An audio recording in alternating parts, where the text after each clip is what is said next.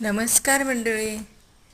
बघा, काल मी कुकीज केल्या कोको पावडर घालून. ज्या वाटीने मी मापून घेतलं त्याच वाटीने मी 1.25 कप मैदा घेतलेले आणि पाऊण कप साखर घेतली. साखर बारीक वाटलेले सर्व चाळून घ्यायचं.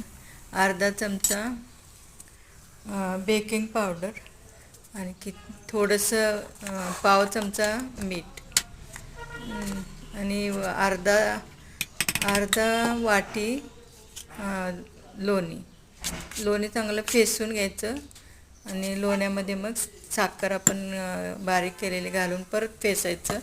त्याच्यामध्ये व्हॅनिला मी 4-5 थेंब घातलेले आहे. 2 अंड्याचे पिवळे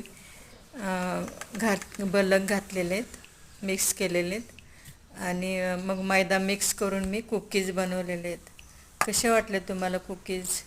तुम्ही पण अशा